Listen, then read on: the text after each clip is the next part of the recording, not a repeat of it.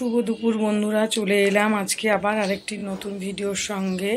তো নতুন ভিডিওতে সবাইকে জানাই স্বাগত। তো দেখো, সকাল সকাল ঘুম থেকে উঠেছি যথারীতি। আজকে লেট হয়ে গেছে। আজকে মানে বুঝতেই পারিনি, অনেকটা লেট হয়ে গেছে, 7:30 প্রায় বেজে গেছে। তারপরে উঠে আমার যা কাজকর্ম থাকে সকালবেলা সেগুলো কমপ্লিট করে চা খেয়ে তারপর চললাম বাজারে, মানে কালকের জন্য এনে রাখার জন্য। কালকের মাংস, তারপর আজকে দুধ, পাউরুটি, টুকিটাকি যা হয় আর কি, সেগুলো সব এনে রেখে রাখলাম গুছিয়ে। তাহলে রোববারটায় চিন্তা থাকে না যে সকালে উঠে আবার আমাকে বাজারে ছুটতে হবে, কারণ রোববারে বাজারে তুলনামূলক ভিড় থাকে, কারণ অনেকে আছে এক সপ্তাহের বাজার করে একসঙ্গে। তো এসে ফ্রেশ হয়ে একটু আজকে সকালে টিফিন করেছি আমি, ওই চা দিয়ে রুটি। ভালো লাগে এটা খেতে আমার। তারপর ছেলের জন্য ছাতু দিয়ে দিলাম, ছেলেকে ছাতু করে। আর বর তো চা খায়, কয়েকবার চা খায়। তারপর আজকে যেহেতু শনিবার নিরামিষ, তো নিরামিষ রান্না করছি আজকে। ওই যে নর্মালি ওই যে আজকে করব হচ্ছে সয়াবিন, আলু, পটল দিয়ে একটা নিরামিষ তরকারি, বেশ ভালো লাগে ওটা। নিরামিষ যদি সুন্দর করে করা হয় ভীষণই ভালো হয়। একটু তেলটা বেশি, তেল মশলাটা একটু মানে পরিমাণ মতন একটু বেশি দিলে ভালো হয় আর কি রান্নাতে। যে মশলা ধরুন পটলের তরকারিতে একটু পরিমাণে মশলা তেল বেশি দিলে বেশ সুন্দর হয়। এই যে দেখো, আমি সয়াবিন আলুর তরকারি করছি।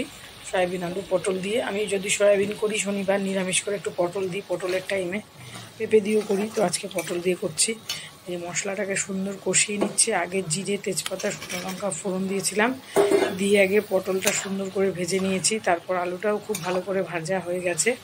তারপর এখানে আমি মশলা হিসাবে দিয়েছি জিরে, তেজপাতা, ধনে, এগুলো আমি বেটে নিয়েছি, বেটে ইউজ করছি। আর টমেটো পেস্ট সুন্দর করে কষা হয়ে গেলে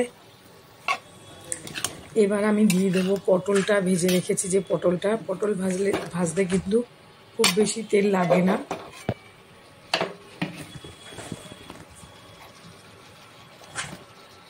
পটলটা আমার ভীষণই প্রিয়, সবসময় পটলটা আমার, পটলের টাইমে পটলটা খেতে আমি পছন্দই করি। মানে পটলের যে কোনো কিছু, যা কিছু ভাজা, সিদ্ধ, মানে যা কিছু, পটলটা খেতে আমি খুব পছন্দ করি। তারপর এবার পটলটা দিয়ে, আর আমি সয়াবিনটা রান্না করলে আমি এইভাবেই করি, আলাদা করে ভাজি না, মশলার সাথে কষে নিই। ভালোই আমি আসলে এরকম করেই করি।